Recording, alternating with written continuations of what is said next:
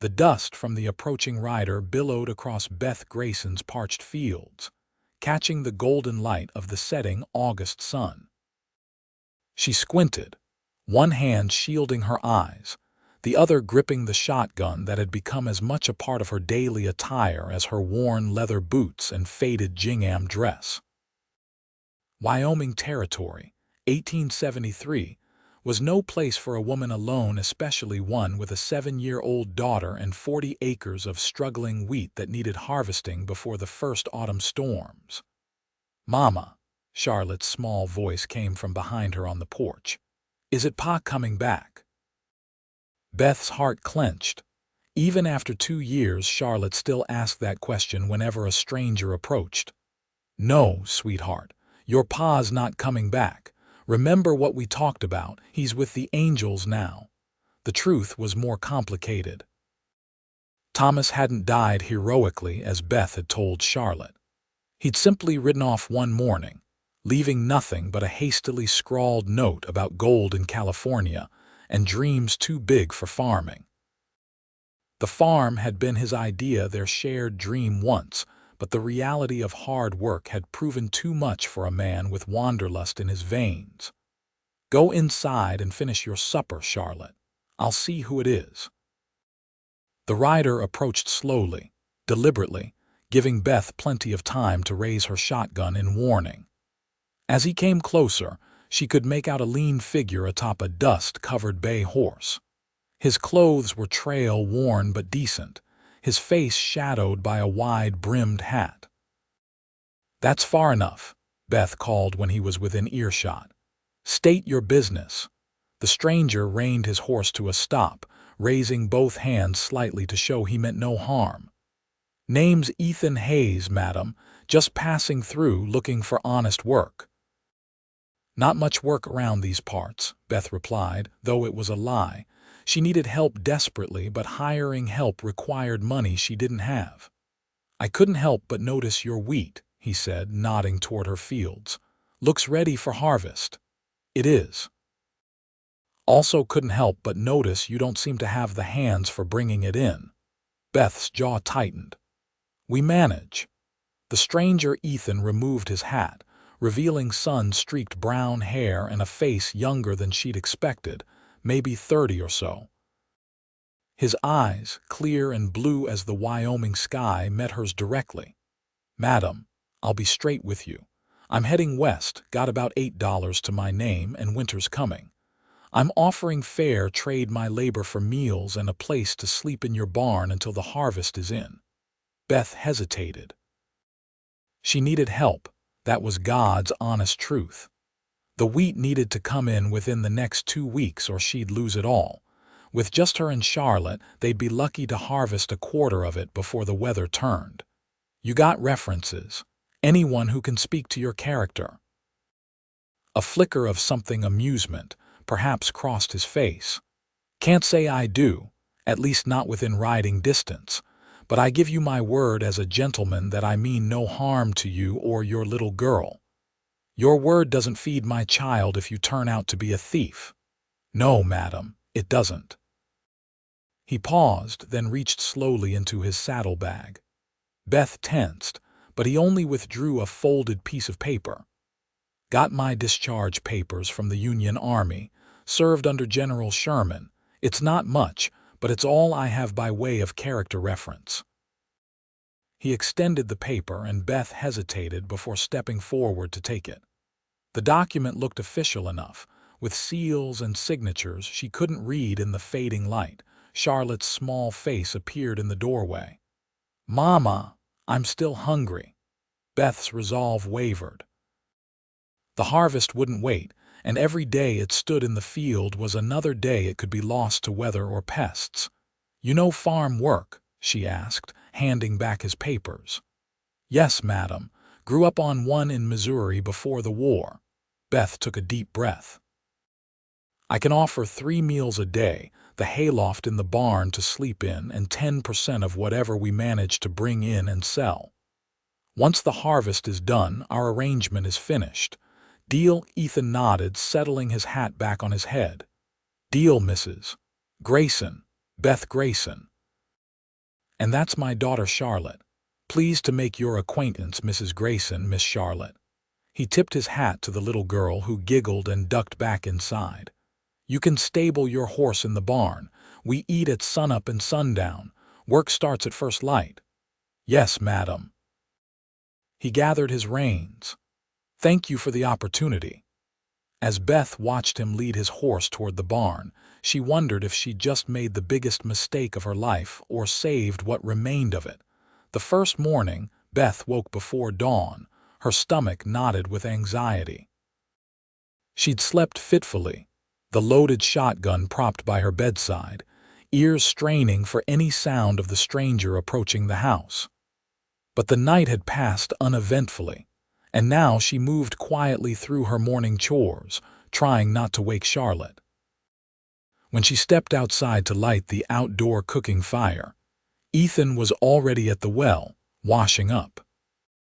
His shirt hung over the edge of the trough, and Beth found herself momentarily frozen at the sight of his bare back, corded with muscle and marked with a long scar that ran diagonally from his right shoulder toward his spine. He must have sensed her presence, for he quickly grabbed his shirt and pulled it on, turning with a nod. "Morning, Mrs. Grayson, Mr. Hayes." She busied herself with the fire, embarrassed to have been caught staring. "Breakfast will be ready shortly. Hope you like cornmeal mush." After trail rations, mush sounds like a feast. His easy manner was disarming, but Beth reminded herself that charm and good manners didn't necessarily make a man trustworthy. Thomas had been charming too, full of grand plans and sweet words that had won her heart and left her stranded with a baby on the way in a half-built homestead. Breakfast was a quiet affair, with Charlotte stealing curious glances at their guest between bites. Beth outlined the day's work. They would start with the south field, which was the ripest and most at risk if the weather turned. As they walked to the field, the early morning sun casting long shadows before them, Charlotte skipped ahead, her brown curls bouncing with each step. "Your daughter seems like a spirited child," Ethan observed. "She is." Beth couldn't help the pride that crept into her voice. "Too smart for her own good sometimes. She has your eyes." Beth glanced at him, surprised by the personal observation, and her father's stubborn chin. "Speaking of which, Mr. Hayes, I should make something clear. I'm a widow, but I'm not looking to change that status. This arrangement is strictly business." Ethan's expression remained neutral. "Understood, Mrs. Grayson. I'm here to work, nothing more." The day passed in a blur of physical labor. Beth had to admit that Ethan knew his way around a harvest. He worked methodically, efficiently, without complaint despite the blazing sun and the monotony of cutting wheat. By midday, they had cleared more than Beth had managed alone in 2 days. Charlotte helped as much as a 7-year-old could, carrying water and helping to bind the cut wheat into sheaves. When the sun reached its zenith, they paused in the shade of the lone oak tree that stood at the edge of the field. Beth passed around a jug of water and unwrapped a cloth containing bread and cheese, a meager lunch, but all she could spare. "My compliments on your wheat, Mrs. Grayson," Ethan said, accepting a piece of bread. "Good, sturdy strain, should fetch a fair price in Shoshone City." "If we can get it there before everyone else," Beth replied. "The price drops every day during harvest season." "What about your other crops? I noticed some corn and vegetables near the house." "Those are mostly for us. The wheat is what we sell to get through the winter." Charlotte had been unusually quiet, studying Ethan with open curiosity. Finally, she blurted out, "Did you kill anyone in the war, Mr. Hayes?" "Charlotte," Beth scolded, mortified, but Ethan didn't seem offended. He looked at Charlotte thoughtfully, as if considering how to answer such a grave question from a child. "War isn't something grown-ups like to talk about much, Miss Charlotte," he said gently. "But I can tell you that I tried my best to be brave and do what was right, even when it was hard." Charlotte nodded solemnly. My pa was brave too. Mama says he died fighting bad men who wanted to steal our horses. Beth stiffened, avoiding Ethan's gaze. The lie had been easier than explaining abandonment to a 5-year-old. I'm sure your pa was very brave, Ethan said, his voice kind. And he'd be mighty proud of how you're helping your mama with the farm. Charlotte beamed at the praise, and Beth felt a pang of guilt for the deception. But what good would the truth do now? Better that Charlotte believe her father died a hero than know he'd chosen gold fever over his family. They returned to work, and by the time the sun began its descent toward the western mountains, Beth's muscles ached with a familiar, satisfying fatigue. They had made significant progress, more than she had dared hope for. As they walked back to the house, Charlotte's small hand slipped into Ethan's calloused one with the easy trust of childhood. Beth opened her mouth to call her daughter back, then hesitated. There was something about the way Ethan looked down at Charlotte, surprised, gentle, a little awkward, that made Beth's warning die on her lips. For the first time since the stranger had ridden onto her land, Beth allowed herself to consider that perhaps, just perhaps, her instincts about Ethan Hayes might be right. The days settled into a rhythm. Sunrise to sunset in the fields, with breaks only for meals and water. Ethan proved to be a tireless worker, never complaining even when the temperature soared, or when the old scythe Beth provided broke and had to be mended. On the 4th day, a sudden afternoon thunderstorm sent them running for shelter, the sky darkening so quickly it seemed like night had fallen hours early. They barely made it to the barn before the heavens opened, rain falling in sheets that turned the yard into a muddy quagmire within minutes. "The wheat!" Beth cried, peering anxiously through the barn door at the already cut sheaves lying in the field. "It'll be all right," Ethan assured her, though his furrowed brow belied his confident words. "The sheaves are tightly bound. As long as this doesn't last too long, they won't spoil." Charlotte, delighted by the unexpected adventure, danced around the barn, chasing a kitten that had emerged from a pile of hay. Her laughter echoed against the wooden walls, a counterpoint to the drumming of rain on the roof. Beth sank onto a bale of hay, suddenly exhausted. They had been working non-stop, and while they had made good progress, they were still less than halfway done, if the rain continued.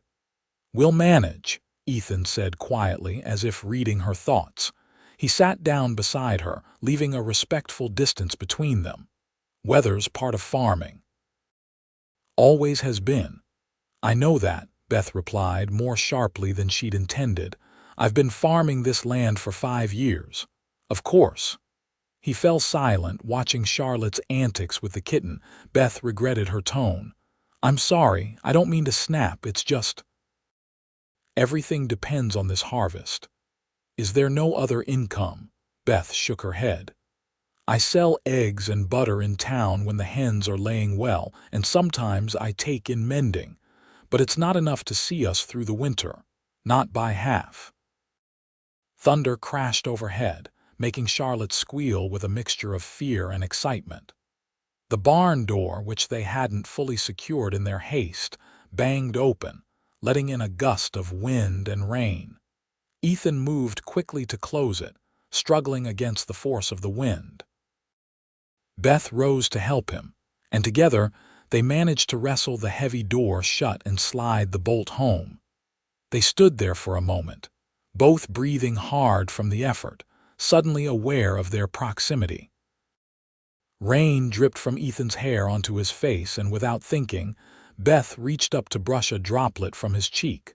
The touch seemed to startle them both. Beth withdrew her hand as if burned, stepping back quickly. "I should check on Charlotte," she murmured, turning away. "Beth," Ethan said softly, the first time he'd used her given name. "I meant what I said. We'll get the harvest in." Something in his tone, a certainty, a promise, made her believe him, despite all her hard-earned skepticism. The storm passed as quickly as it had arrived, leaving behind puddles that reflected the emerging sun and air that smelled of wet earth and possibility. They ventured back to the fields to assess the damage, relieved to find that most of the cut wheat had indeed weathered the downpour. That evening, as Beth prepared supper, she found herself humming a tune she hadn't sung in years. Charlotte noticed, her eyes widening with delight. "You're singing, Mama, like you used to when Pa was here." Beth's hand stilled over the pot of stew. Was she really so different now? Had she changed so much that even her 7-year-old noticed the absence of joy? "I guess I am," she admitted, ruffling Charlotte's hair. "Must be because we're making such good progress on the harvest." But as she glanced out the window to where Ethan was chopping wood for the cooking fire, his sleeves rolled up and his movements efficient and sure, Beth knew it wasn't just the harvest that had lightened her spirit. The realization was as unsettling as it was unwelcome. As September advanced, so did the harvest. Field by field they cut and bound the wheat, stacking the sheaves to dry before threshing. The work was backbreaking, but with each passing day, Beth's anxiety eased a fraction. They might actually succeed. Ethan had proven himself not just as a worker, but as a man of his word. He kept to their agreement, sleeping in the barn, joining them for meals, and working from sunup to sundown without complaint. He was respectful, keeping his distance unless the work required proximity, and he showed a gentle patience with Charlotte that touched Beth, despite her determination to keep her guard up. One evening, after Charlotte had gone to bed, Beth found Ethan on the porch, whittling a piece of wood by the light of a lantern. "May I?" she asked, gesturing to the empty chair beside him. He nodded, shifting to make room. "Beautiful night." It was indeed beautiful. The sky was a canopy of stars, the air cool but not yet carrying the bite of autumn. In the distance, coyotes called to one another, their eerie songs floating across the prairie. "What are you making?" Beth nodded toward the piece of wood in his hands. Ethan held it up. The rough outline of a horse was taking shape. "Thought Charlotte might like it. I noticed she doesn't have many toys." The simple kindness of the gesture caught Beth off guard. "That's very thoughtful." "It's nothing. Keeps my hands busy." They sat in companionable silence for a while, the only sounds the soft scrape of his knife against wood and the occasional distant whinny from his horse in the barn. "You're good with her," Beth said finally. "Charlotte, I mean. She's taken quite a shine to you." Ethan's hand stilled. "She's a special child. Smart, like you said. Reminds me of my sister at that age. You have family somewhere." Had. The word hung between them, weighted with loss. "Mary died of influenza in '67. My parents passed during the war. Farm was seized for taxes while I was away fighting." "I'm sorry," Beth said softly, understanding now why he was drifting westward with nothing but a horse and $8 to his name. Ethan resumed his whittling. "Life goes on. What about you? Any family besides Charlotte?" Beth shook her head. "My parents died when I was 16. I had an aunt in St. Louis who took me in, but she passed before Charlotte was born. Thomas's parents never approved of me, said he was marrying beneath his station, so we weren't in touch." "And Thomas?" Ethan's voice was carefully neutral. "If you don't mind my asking." "Charlotte mentioned he died fighting horse thieves." Beth stared out at the darkness, wrestling with whether to maintain the lie or offer this man the truth she'd denied her own daughter. Something about the night, the stars, the distance they'd already covered in the harvest, it loosened her tongue. "Thomas didn't die fighting thieves," she said quietly. "He left 2 years ago, said he was going to California to find gold." She gave a short, bitter laugh. "He was always chasing the next big thing. The farm was supposed to be that, but once the novelty wore off and the work set in." She trailed off, remembering the morning she'd found his note, the crushing weight of abandonment, the terror of realizing she was truly alone with a 5-year-old child and a farm she barely knew how to run. "Charlotte doesn't know," she continued after a moment. "How do you tell a child her father chose gold over her? It seemed kinder to make him a hero." "It was kinder," Ethan agreed. "You did right by her." His lack of judgment, the simple acceptance of her decision, brought unexpected tears to Beth's eyes. She blinked them away hastily. "Anyway, that's why I'm so determined to make this farm work. It's all we have." Ethan was quiet for a long moment, his knife pausing in its work. "You've done an admirable job, Beth. Not many could have managed what you have, especially alone." The compliment, delivered with such sincerity, warmed something inside her that had been cold for a very long time. "Thank you for saying that," she whispered. "Sometimes I wonder if I'm just fooling myself, thinking I can make this work." "You're not fooling yourself. This is good land, and you're a woman of extraordinary strength." Their eyes met in the dim lantern light, and for a heartbeat, Beth allowed herself to see the admiration in his gaze, to feel the connection that had been growing between them despite all her efforts to prevent it. Then Charlotte called out in her sleep, breaking the moment, and Beth rose quickly. "I should go to her. Good night, Mr. Hayes." "Good night, Mrs. Grayson," he replied, his voice as formal as hers, though something had shifted between them, something neither of them was ready to name. The wheat harvest continued, and as September gave way to October, the last field was finally cut. The threshing and winnowing still lay ahead, separating the grain from the chaff, but the most time-sensitive part of the harvest was complete. To celebrate, Beth prepared a special supper: a chicken from their small flock, vegetables from her garden, and the last of the preserves she'd put up the previous summer.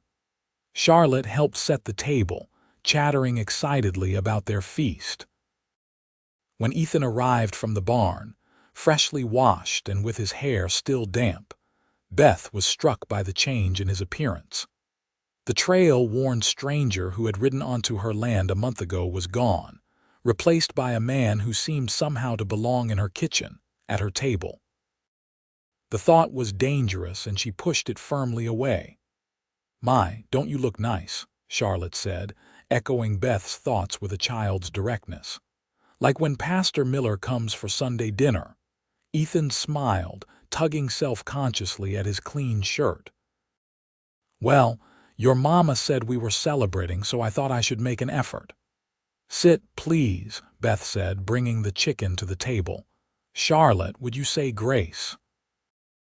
They bowed their heads as Charlotte recited a simple prayer, thanking God for the food and for sending Mr. Ethan to help with the harvest. Beth peeked through her lashes to see Ethan's reaction to being included in the prayer, and found him watching her with an expression she couldn't quite read. The meal was the most relaxed they'd shared. With the pressure of the harvest mostly behind them, conversation flowed more easily. Ethan told stories that made Charlotte laugh until milk nearly came out of her nose, and even Beth found herself smiling more than she had in months. "When will you take the wheat to town, Mama?" Charlotte asked as they were finishing the last of the apple preserves. "Soon," Beth replied. "First we have to thresh and winnow it, then bag it for transport." "I was thinking about that," Ethan said. "The Wilsons over at the next farm. I met Mr. Wilson when I rode into town for supplies last week. They have a mechanical thresher. He mentioned they'd be willing to bring it over and help finish the job in exchange for some help with their corn harvest next week." Beth frowned. "The Wilsons? They've never offered to help before." "Maybe they never thought to ask," Ethan suggested. "Or maybe they didn't think a woman alone could manage a fair trade," Beth finished for him, a hint of bitterness in her voice. "Their loss," Ethan said simply. "You're the most capable farmer I've met in 3 territories." The compliment, delivered so matter-of-factly, brought a flush to Beth's cheeks. Charlotte looked between them with interest, a small smile playing on her lips. "Well," Beth said briskly, rising to clear the plates, "mechanical threshing would certainly speed things up, if you really think they're willing to help. I'll ride over tomorrow and make the arrangements if you agree." Beth nodded. "Thank you. That would be helpful." Later, after Charlotte was asleep, Beth found herself unable to rest. The house seemed too quiet, too empty, despite the knowledge that Ethan was just across the yard in the barn. She wrapped a shawl around her shoulders and stepped onto the porch, breathing in the crisp October air. The moon was nearly full, bathing the farm in silver light that transformed the familiar landscape into something magical. Movement caught her eye. Ethan, walking slowly around the perimeter of the property, as if on patrol. He paused when he saw her, then approached the porch. "Everything all right?"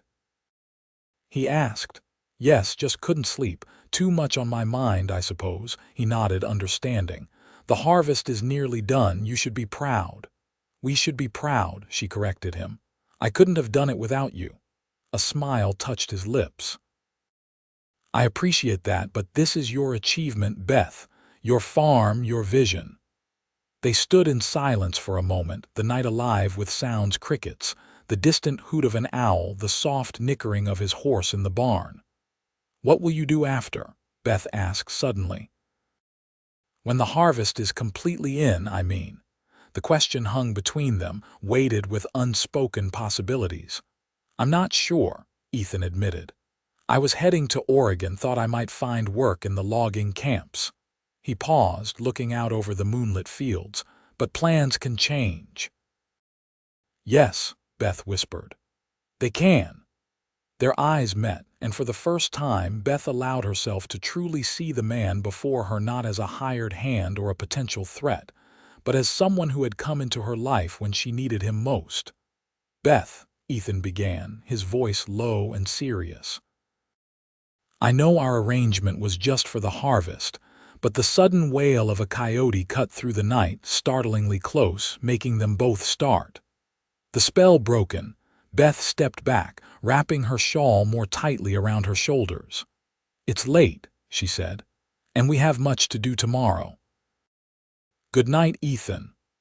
"Good night, Beth," he replied, his voice tinged with something that might have been regret. As she closed the door behind her, Beth leaned against it, her heart hammering in her chest. She was balanced on the edge of something terrifying and wonderful, and she wasn't sure if she had the courage to take the leap.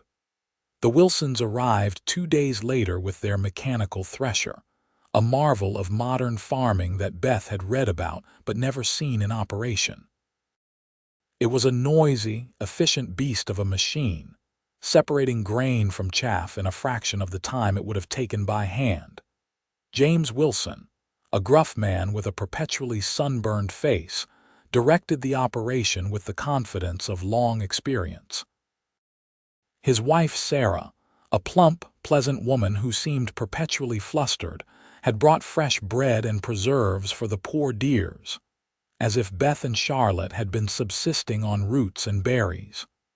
"Your wheat looks good, Mrs. Grayson," James said during a break, his tone suggesting surprise.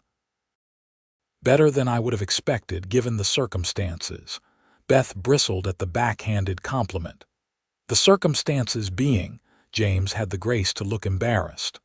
"Well, you know, without a man around to." He trailed off, apparently realizing he was only digging himself deeper. "Mr. Hayes has been an enormous help," Beth said coolly. "We've managed quite well." Ethan, who had been quietly working alongside the Wilsons' 2 grown sons, looked up at the mention of his name. His eyes met Beth's, and a silent understanding passed between them, solidarity against the well-meaning but condescending Wilsons. "Indeed," James said, clearing his throat. "Well, at any rate, you should get a good price in Shoshone City. Word is wheat's selling higher than last year." The threshing continued through the day and into the next. The mountain of wheat slowly transforming into neat sacks of grain ready for market.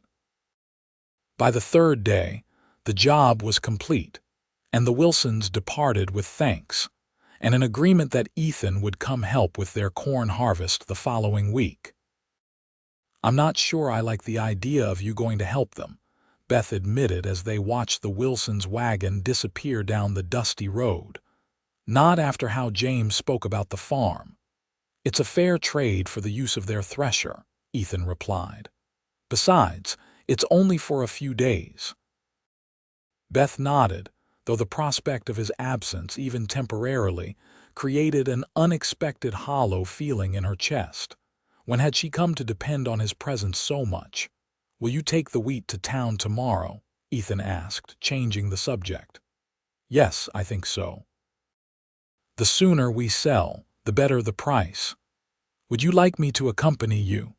The offer was casual, but his eyes were watchful. Beth hesitated. She'd made the trip to Shoshone City alone many times, but having Ethan along would certainly make the journey easier, especially with the heavy load of wheat. And yet, there was something intimate about the prospect of traveling together, something that blurred the lines of their business arrangement. "Yes," she said finally. "That would be helpful, thank you." That evening, as Beth was tucking Charlotte into bed, her daughter asked a question that caught her completely off guard. "Mama, is Mr. Ethan going to be my new pa?" Beth's hand stilled in the act of smoothing the quilt. "What? No, Charlotte. Why would you ask such a thing?" Charlotte shrugged, her expression serious in the lamplight.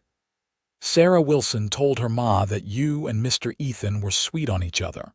I heard her when they were here. And Billy Wilson said his pa said it wasn't proper, a widow living with a man who wasn't kin." Beth's cheeks flamed with indignation and embarrassment. "Mr. Ethan isn't living with us, Charlotte. He's sleeping in the barn, and he's only here to help with the harvest." "But the harvest is done now," Charlotte pointed out with the relentless logic of childhood, "and he's still here." "He'll be leaving soon," Beth said, trying to keep the emotion from her voice. "Once we take the wheat to market." Charlotte's face fell. "But I don't want him to go, and I don't think you want him to go either. You smile more when he's around, and you hum again." Out of the mouths of babes. Beth sat heavily on the edge of the bed, unsure how to respond to her daughter's observations. "Mr. Ethan is a good man," she said carefully, "and he has been a big help to us. But that doesn't mean he's staying permanently or that he's going to be your new father." "But he could be, couldn't he, if you asked him?" The innocent question pierced Beth's heart. "It's not that simple, sweetheart. Grown-up relationships are complicated." Charlotte yawned, her eyelids growing heavy. "I think it is simple. You like him, he likes you. That's what matters." Beth leaned down to kiss her daughter's forehead. "Sleep now. We have a big day tomorrow." As she blew out the lamp and closed Charlotte's door, Beth couldn't shake her daughter's words. Was it really so simple? And was her growing attachment to Ethan so obvious that even the Wilsons had noticed? The journey to Shoshone City the next morning was undertaken in clear, crisp weather. The wagon, loaded with sacks of wheat, creaked and groaned along the rutted road, pulled by Beth's team of aging workhorses. Ethan drove, allowing Beth to sit with Charlotte on the bench seat, pointing out landmarks and telling stories to pass the time. Shoshone City, despite its grand name, was little more than a collection of wooden buildings strung along a single main street, with a few side alleys containing residences and lesser businesses. It served as the commercial hub for the surrounding farms and ranches, boasting a general store, a blacksmith, 2 saloons, a small church, and most importantly today, a grain merchant. They pulled up in front of Henderson's Mercantile and Grain Exchange, where Samuel Henderson, a thin man with spectacles and ink-stained fingers, came out to inspect their wheat. "Mrs. Grayson," he greeted her with a nod. "Good to see you. And this must be the help I've been hearing about." News traveled fast in small communities. Beth made the introductions, then watched anxiously as Henderson examined their grain, rubbing it between his fingers and even tasting a few kernels. "Fine quality," he pronounced finally. "Clean, good protein content. I can give you $4.75 per bushel." Beth's heart leapt. It was more than she'd hoped for, enough to see them comfortably through the winter with some left over for seed and supplies in the spring. "We'll take it," she said before Henderson could reconsider. The unloading and weighing took the better part of an hour. When it was done, Henderson counted out the money, nearly $300, a small fortune by Beth's reckoning. She carefully tucked it into the inner pocket of her coat, aware of how vulnerable such a sum made her. "We should get supplies before heading back," she said to Ethan. "Charlotte needs new shoes for the winter, and we're low on flour and sugar." "And maybe something special to celebrate," Ethan suggested. "Candy for Charlotte, perhaps?" The little girl's face lit up at the prospect, and Beth found herself unable to refuse. "Just a little," she agreed. "It's a special occasion, after all." They spent another hour at the general store, selecting necessities and a few small luxuries. Beth was acutely aware of the curious glances from other customers. A woman accompanied by a man who wasn't her husband was bound to attract attention in a place like Shoshone City. As they were loading their purchases into the wagon, a commotion further down the street caught their attention. A group of cowboys had emerged from the Golden Nugget Saloon, clearly deep in their cups despite the early hour. Their loud voices and staggering gait marked them as trouble looking for a place to happen. "We should get going," Ethan said quietly, helping Charlotte up into the wagon. But they weren't quick enough. One of the cowboys spotted them and nudged his companions, pointing in their direction.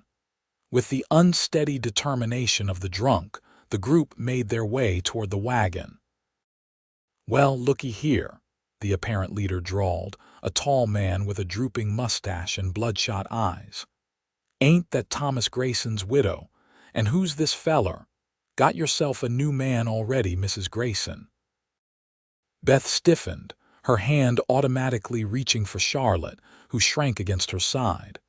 "Our business is our own," she replied coldly. "Please step aside so we can be on our way." The cowboy's eyes narrowed. Mighty high and mighty for a woman whose husband run off to California. He spat on the ground. "Everyone knows he ain't dead, just couldn't stand the sight of you no more." The cruel words hit Beth like a physical blow. Charlotte looked up at her in confusion. "Mama, what does he mean Pa ran off?" "Ethan," Beth said, her voice tight with suppressed emotion, "let's go." Ethan had remained still during the exchange, his body tense but his expression carefully neutral. Now he nodded, turning to climb onto the wagon. "Yeah, listen to your woman, mister," the cowboy sneered. "Tuck tail and run just like her husband did." It happened so quickly that Beth barely registered the movement.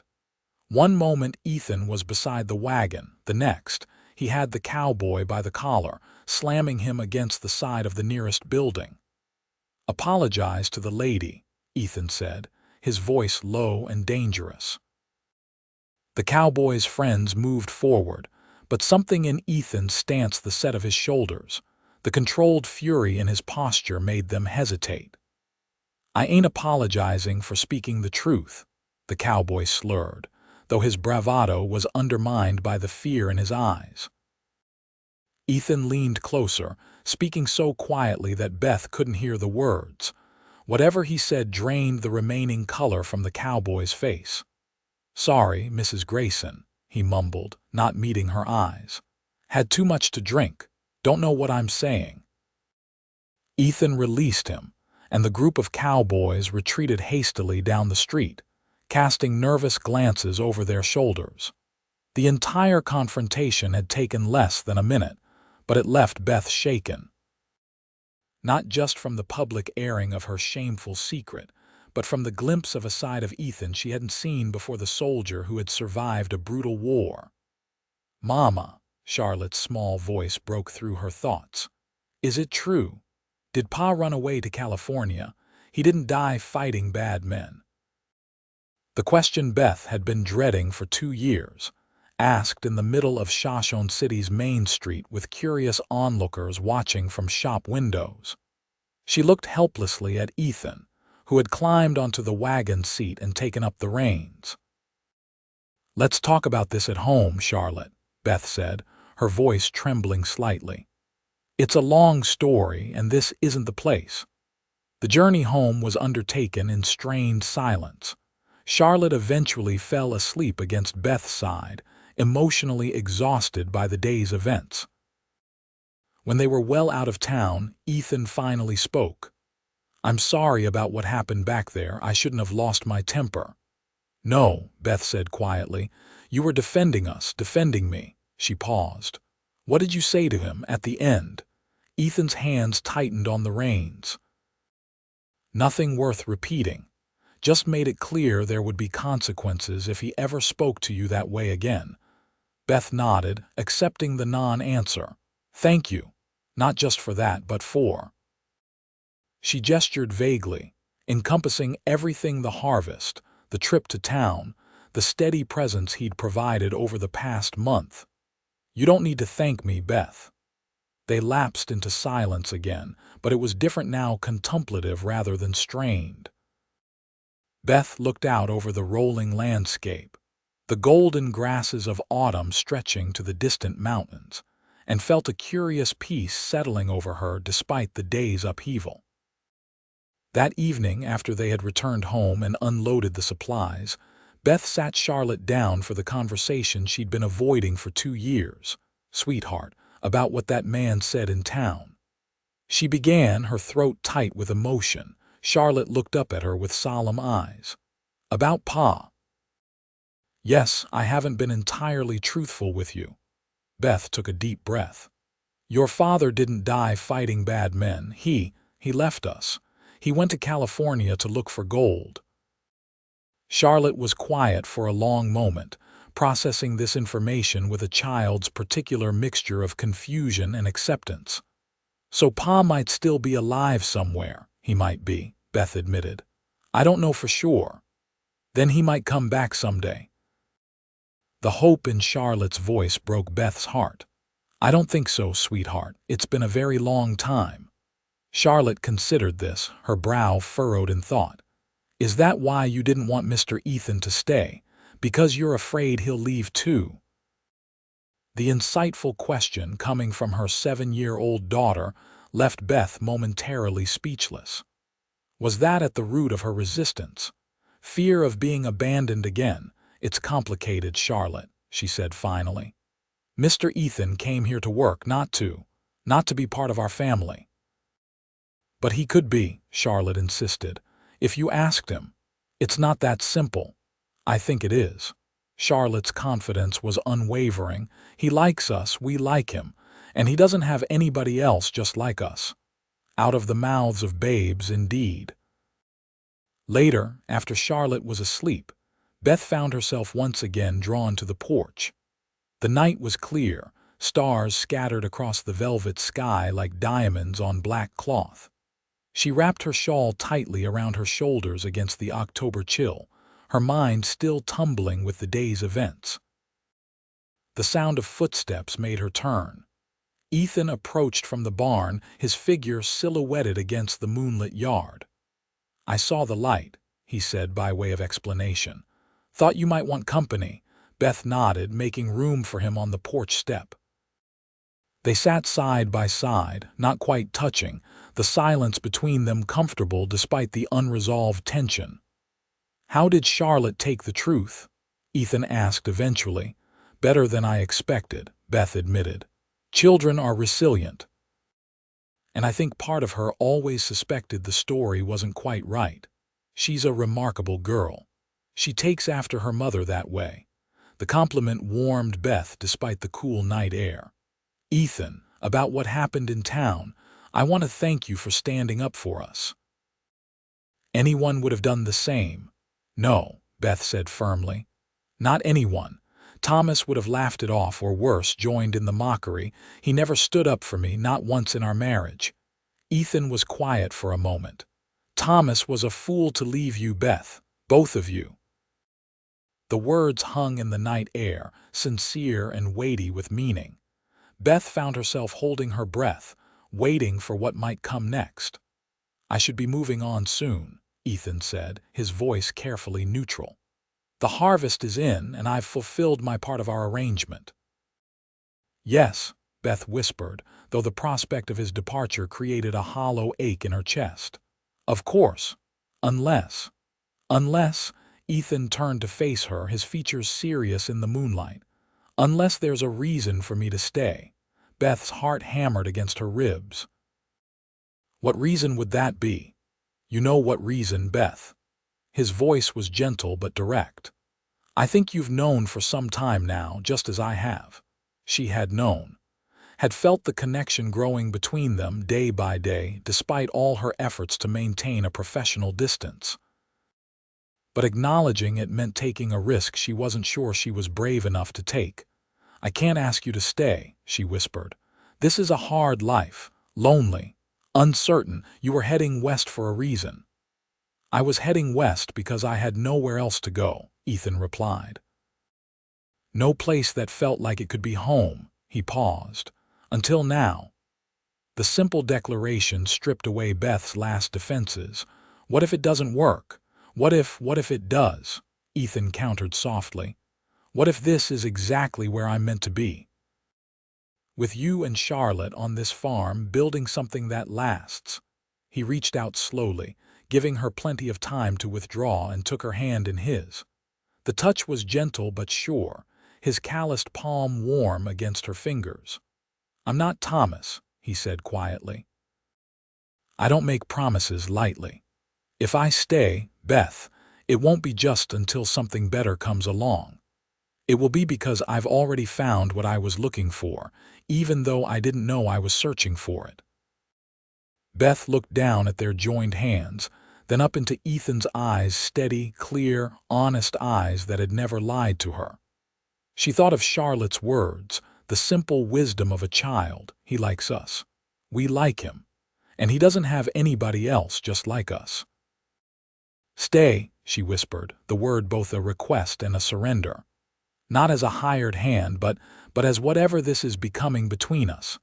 Ethan's smile was slow and beautiful, transforming his face. Are you sure?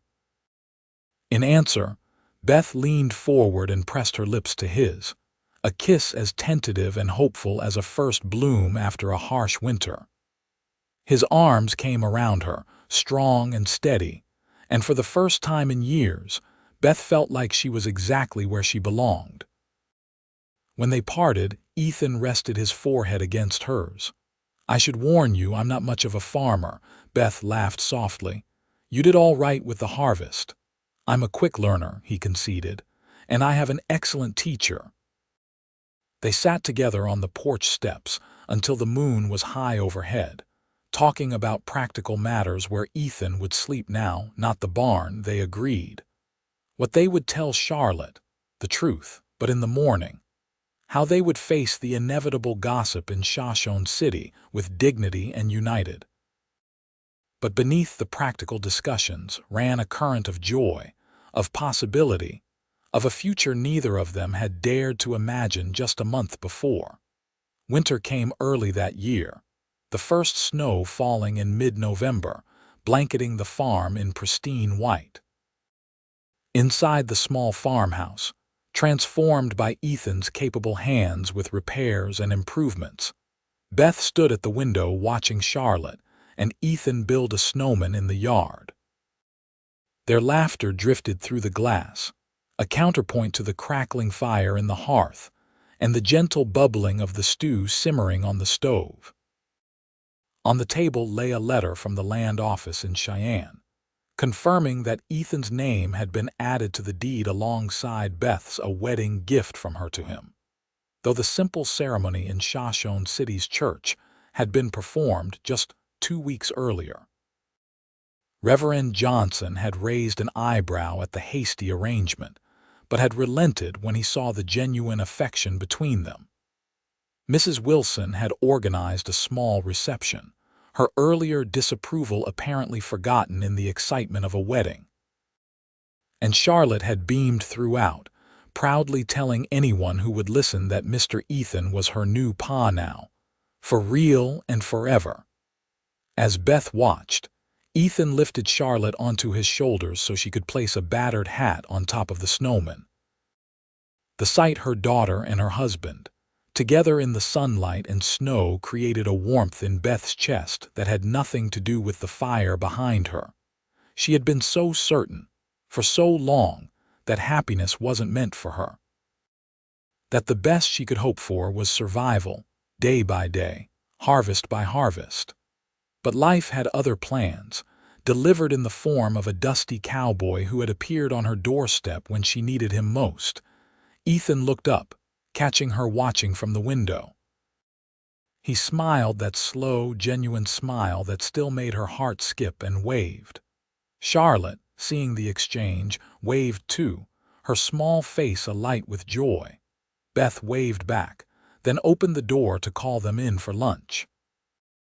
As they stomped the snow from their boots on the porch, chattering excitedly about their creation, Beth thought about the coming spring, about the fields that would need planting, about the new calf expected in the barn, about the room they were preparing for the baby that would arrive in early summer. The future stretched before them, not without challenges. Farming would always be a precarious livelihood, but no longer faced alone. The harvest that had brought Ethan to her door was long past, but what they had reaped in the months since was a bounty beyond measure. Love, family, home. As Ethan crossed the threshold, bringing with him the scent of snow and pine and possibility, Beth knew with absolute certainty that this was where he belonged, where they all belonged, together. "Come in," she said, opening her arms to her family. "Come in from the cold," and they did.